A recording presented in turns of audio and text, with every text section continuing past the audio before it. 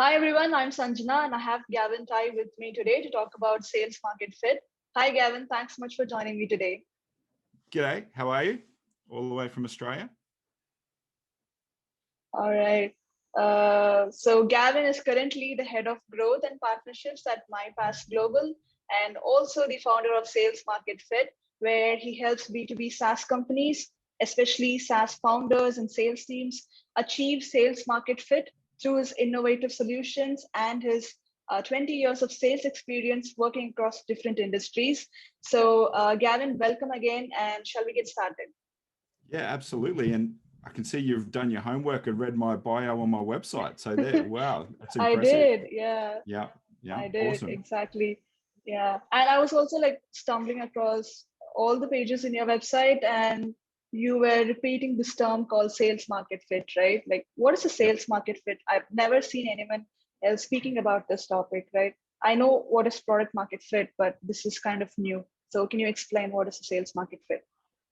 Yeah, so sales market fit is really about understanding what a sale is. Like fundamentally, a sale is a lag indicator of something else happening within an organization. So it's a lag indicator of an organization deciding to buy.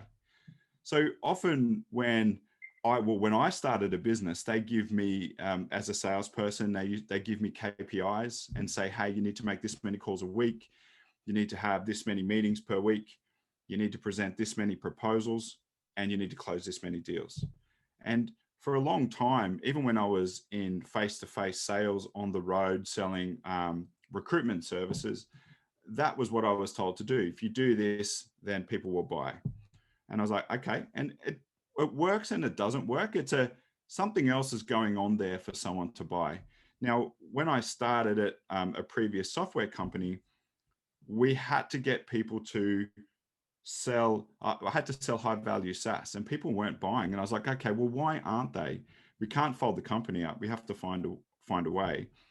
And what I discovered after many client interactions were, we were trying to sell them the company I was working for, our SaaS solution, but they weren't ready to buy. And it doesn't matter Okay. how hard you try. If someone's not ready to buy, then it's never going to work. And the ticket price on the SaaS software I was selling was somewhere between $20,000 per month and $45,000 per month on average of 5-year deals. So somewhere between $1.5 to $3 million SaaS deals. So that made me think, well, what is that? Like, what am I missing here? And it basically is we have to help people get to a buying decision. So sales market fit is really about understanding the markets that you engage with and then figuring out how they have to make decisions inside their business to get to a buying choice. Now, and then aligning your processes to help them through each one of those stages as efficiently as possible. And that's really how you speed up the sale, lead them to the best outcome to your business, and close more deals. A small startup, it's really hard for a small startup to influence a large organization and get them to do what they want. It just doesn't work. So we have to Okay. actually be more innovative and think of a different way to close deals.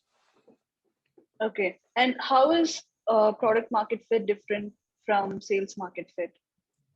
So when we're looking at like product-led growth, or when you're selling to one person who can make a decision, product market fit is actually really important, because I could show you a product and you could go, yes, I'll buy it. Or you could sign up to a website and go, that's relevant for me. And you won't even need a salesperson. Now, sales market fit is different. If you have the best product for a business, a large organization, maybe more than 100 people or 500 people and so forth, you could have the best product in the world. But if they don't see the value, or they're risk adverse, or they're not seeing the problem the way you solve it in your unique way, it may not be enough to get them to buy. So we have to find a way to align our sales processes to, one, create momentum and get them moving from their current state to move towards a solution, but then also maximize the problem in their eyes to maximize our value and make them choose us as a natural selection at the end of their buying process. If we don't do that, Okay. I've made the mistake before, Sanjana, where they'll go, yes, okay, we really like it. We're actually going to go and do a business case and come back. And you can leave them to do that. But the risk is there are so many influencing factors in that business. If they're people inside a business have used a competing product, they could influence that to a competitor and you've lost control of the sale, and you're really leaving the fate of the company up to external factors, and you run the risk of not winning deals. Okay. Okay. And who owns sales market fit in a company? Is it marketing team or sales team? Look, I think it's a joint effort. I think the sales market fit is about researching. I've actually made a slide to show you how to first start to get your sales market fit. If you like, I can bring that up if that makes sense. Yeah.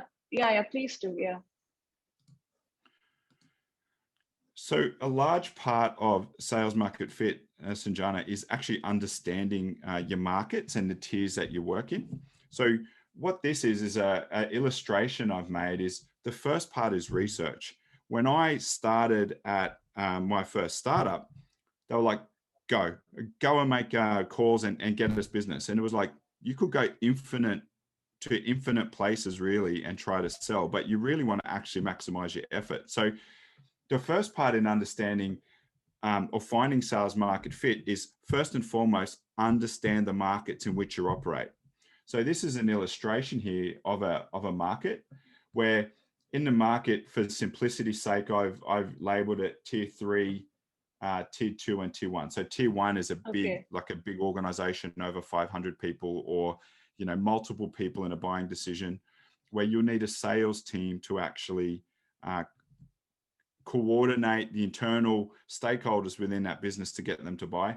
Tier 2 is less of that, maybe 2 or 3 people who are involved in a buying decision, but still may need a salesperson. And tier 3 may be product-led growth, where one person can sign up on a website and then put their credit card in and then use the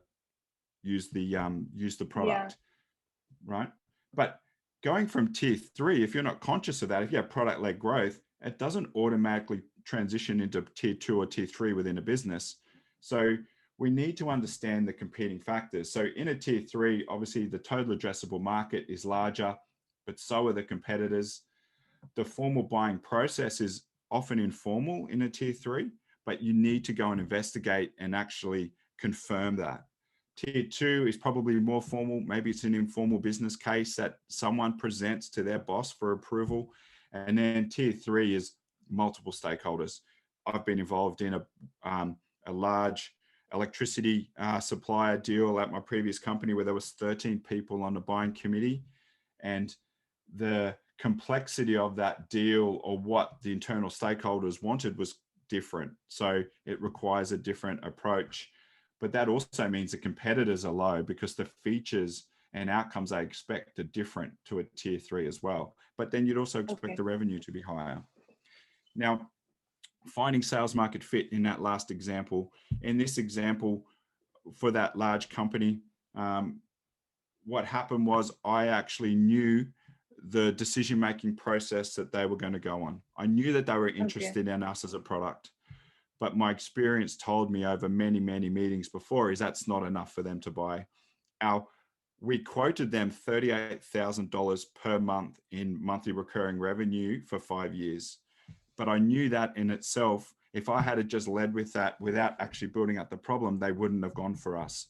So for the 12 months before that, what I did is I gave them a set of tools like surveys to survey their employees and contractors, risk matrices to actually build out the problem within their business, calculators for them to build out the problem in their business. And what I did is I built that initial problem in their business from a potentially $100,000 problem to a $600,000 or $700,000 per month problem within their business. And that created momentum within their business and steered them towards us as a product. So the very conclusion of that is we quoted $38,000 per month when they went to tender, and we closed at $38,000 a month at the end of that tender process for a government organization, which is really unique to not negotiate, because I spent a fair amount of time making that a really substantial problem only we could solve in their business. Does that make sense? Really great. Yeah, Yep. it totally makes sense. And are there any best practices to achieve sales market fit? Do you have a breakdown or examples? Yeah, so the best way to achieve product market fit is to adopt a framework that you can add to over time.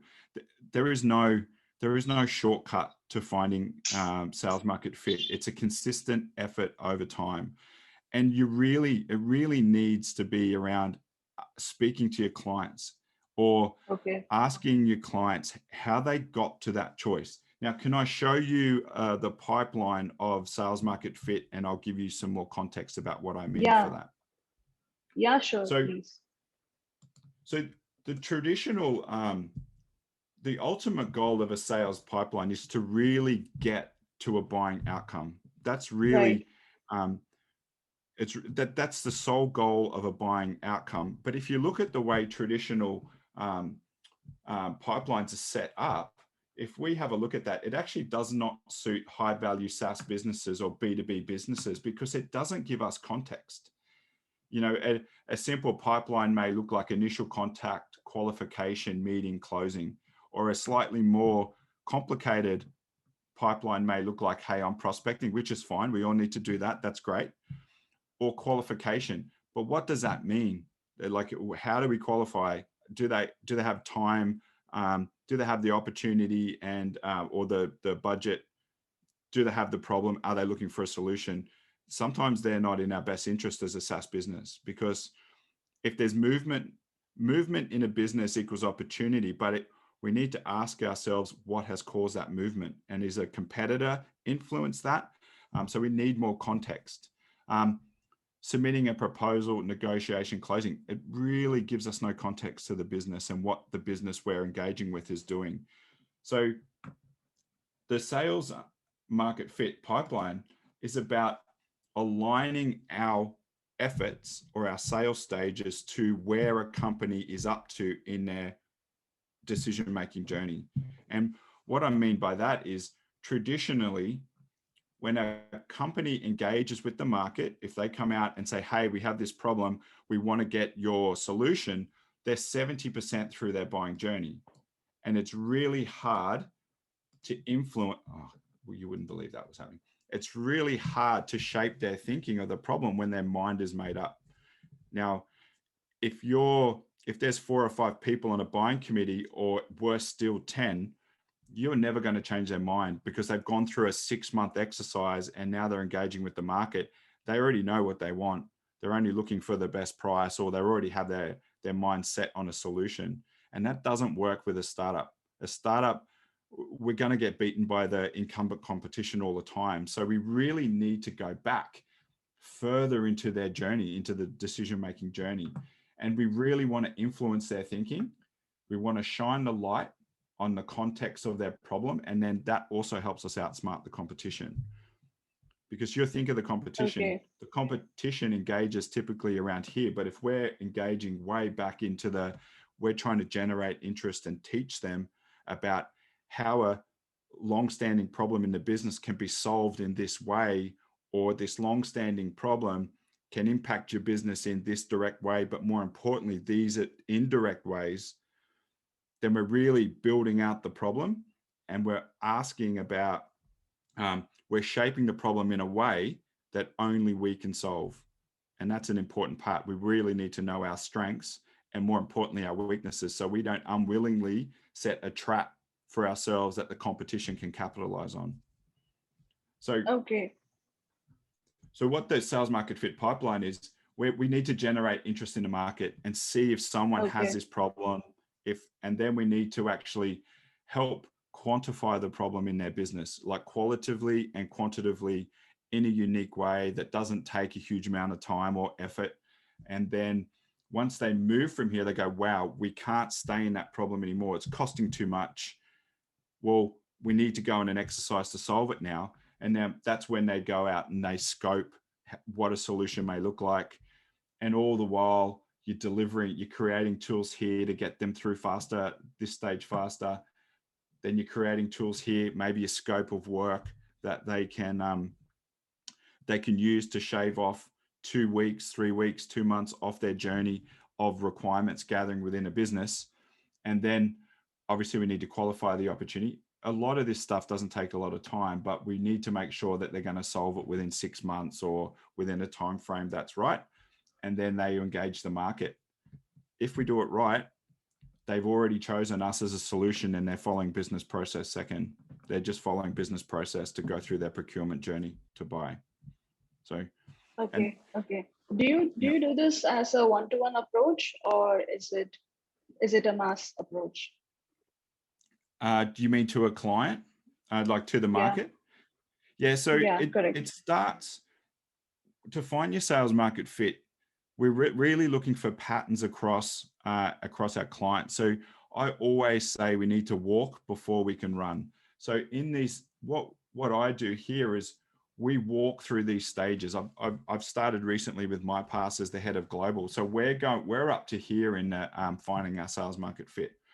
Okay. We're walking through this with our client, and we're making sure we're delivering operational content that they can use in their business to get to a buying decision. Okay.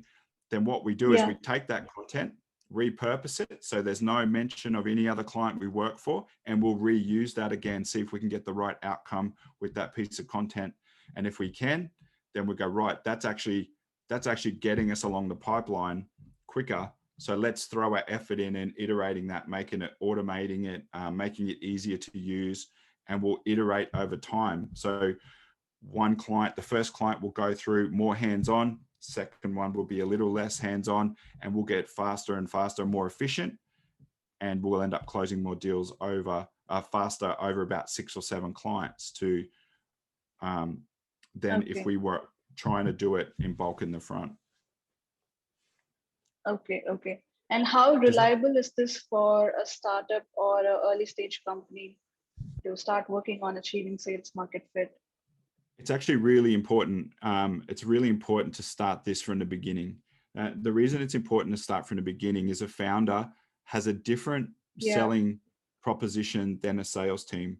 Like my founder at MyPass, he's the founder of the business. He has his why he started is really appealing to an organization. Okay. But as you create a sales team, I don't have that appeal within my business. I'm more data driven, and although I'm passionate, it's just a different sale. And so as a founder, if they start with their first 3 or 4 clients and recognizing that they're going on this journey, then measuring and collecting data along the way, it's easy to transfer that to the sales team when they're ready to go to a sales team led business. An example, one of the best examples of this at the moment is we were dealing with a large energy company, global energy company recently, and our founder was talking to them about MyPass, and he was going, we can do this, our functionality and so forth. We don't need to go into that. And I said to him, I said, Matt, just stop that. They're not ready to buy. Show them the calculator we created. And then what we did is we showed them the calculator, and then they went, oh, wow, that was amazing. That's changed my Friday. And then they've moved forward now. And we got a letter 2 weeks later and said, in principle, we've decided to go with you. Now we need to move forward with business process. So it's really important to recognize this at the beginning. And I'm helping our founder understand this in a helicopter view, a more objective point of view, from getting away from the why, because selling with the why or from a founder-led sale is very, very different, and it's hard to transfer to when a company grows. Okay. And I realize how important this is for any company, be it startup or mid-stage or growth, whatever. This is like a really important step for any company to do it, but I don't think so. Like a lot of companies are doing it. Like, so are you making it aware for your audience about sales market fit? Do you have any educational medium where you teach people about this?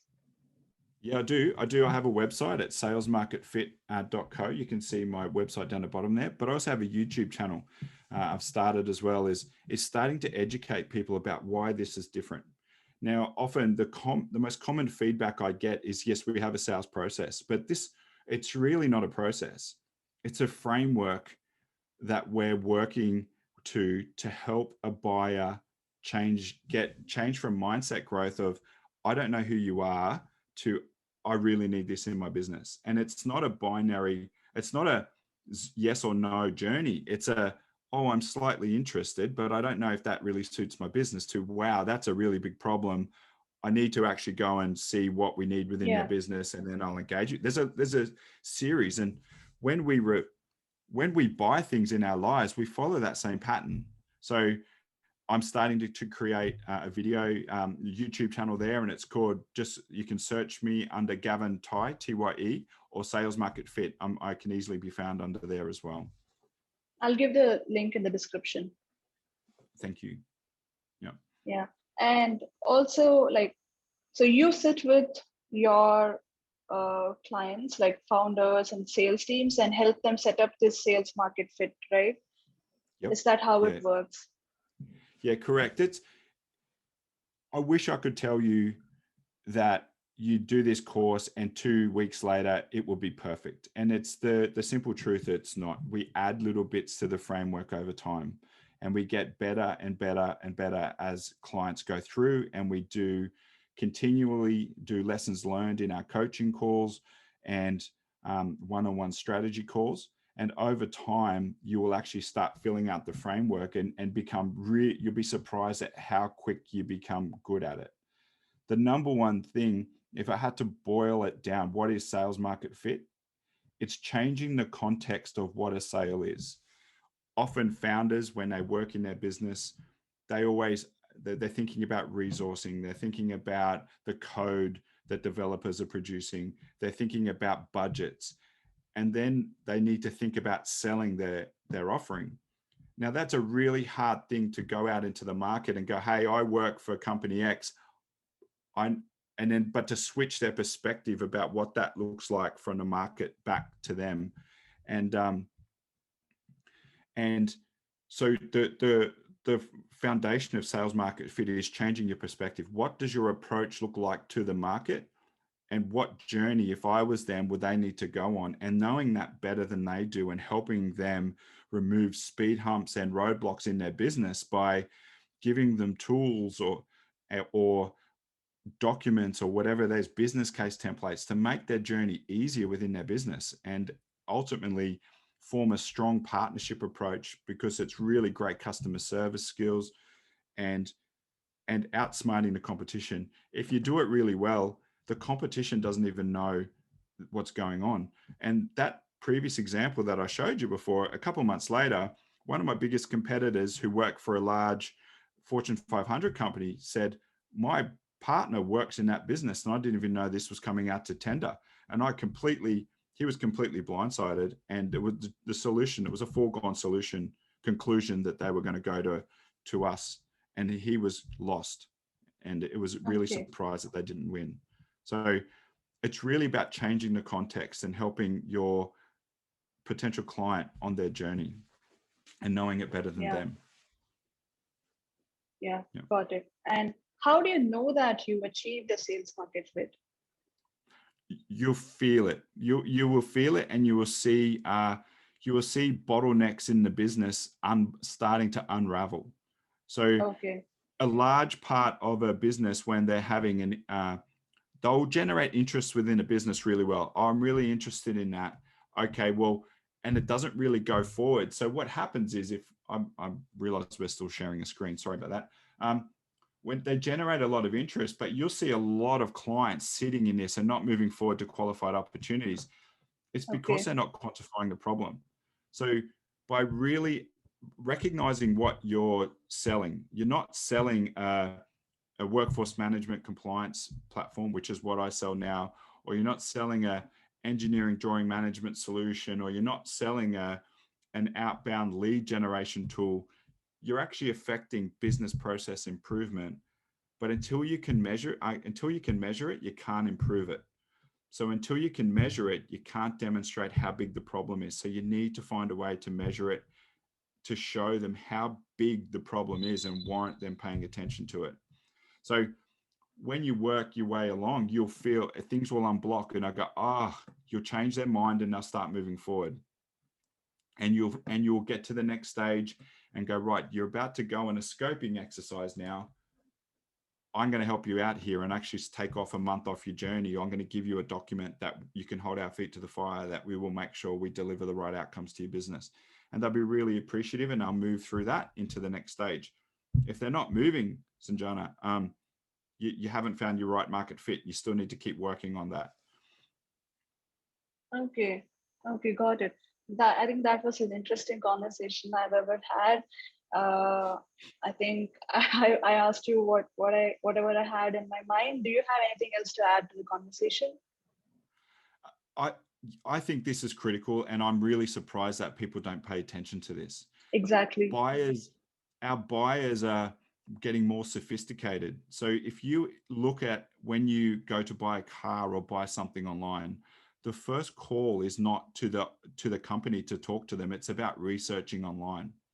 Yeah. Now, if you wait for them to engage, if we engage, when we bought a car last, we engaged when we were ready to buy. We were just choosing between what models within the business. So if we think about it in that context, we need to be proactive. So we need to get out and control that message and actually show that our value. People are busy within their business. They don't know the problem as much as what a founder in a business does. They should be an expert in their field. And we need to show that value to them for them to move forward. And if we don't, you're not going to get the sales results that you want, more than likely. So our buyers are more sophisticated. They're researching online. They have so much more access to information. Our existing competitors with large marketing budgets, they're going to be found before us as a startup. Excuse me.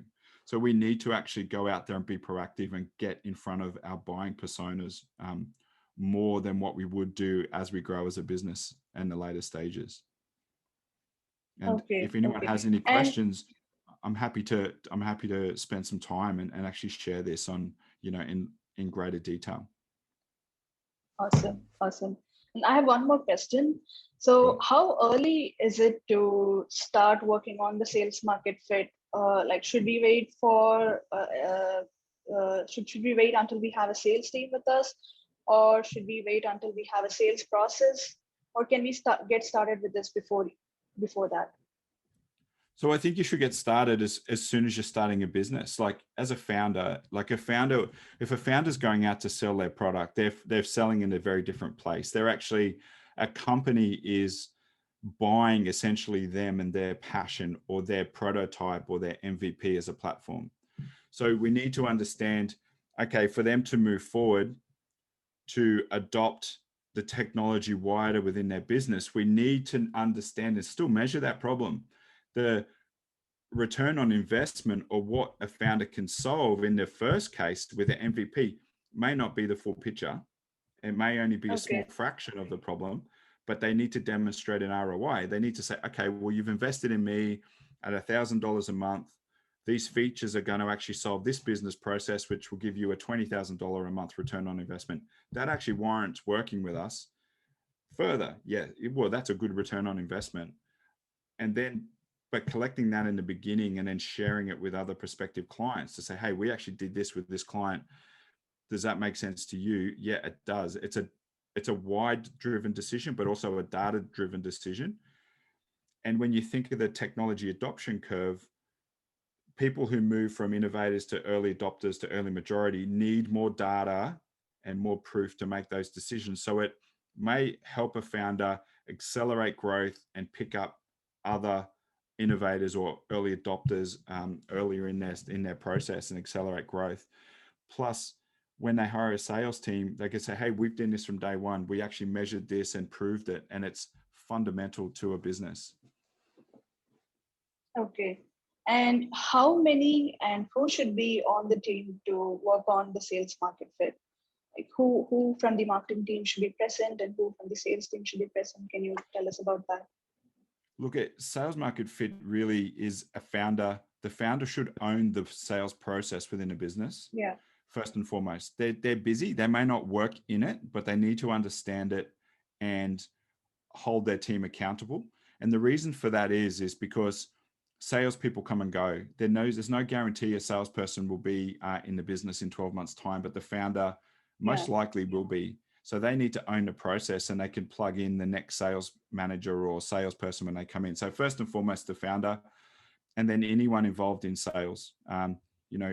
Understanding what marketing material you need. Very different marketing material in a generate interest stage than you do in a problem definition stage, than you do in the requirements gathering stage. So understanding the intention of each stage is important. And we're actually in the process now of building an inbound, a content library focusing on our buying personas on each market that we operate. But then what information would they want to see in each? How do we generate interest with what they're doing in each tier, each buying persona? And our marketing team is coordinating that. We'll help write the content because we're on the ground, and then we'll move that along into the business. So I think it's founder and a sales team, and then marketing at the right time, because marketing and sales are essentially, they should be working hand in glove with each other. Got it. All right, that's awesome. I think we've reached the end of the episode. So before I wrap it up, I thought I'll do a quick rapid fire if you're okay with it. Sure. All right. So who do you follow the most on LinkedIn? On LinkedIn, I follow Simon Sinek. Okay. Yep. All I right. think he's. And what's your? Sorry. Go on. I was going to say, I think his start with the why video it changed my whole perspective. That's my favorite. Exactly. Yeah. All right. And what's your favorite book or podcast? My favorite book is Never Split the Difference by Chris Voss. It's a negotiating book, but it's also about how to communicate your message across and things like that. Podcast is How I Built This with Guy Raz. I love hearing founders' stories and their challenges.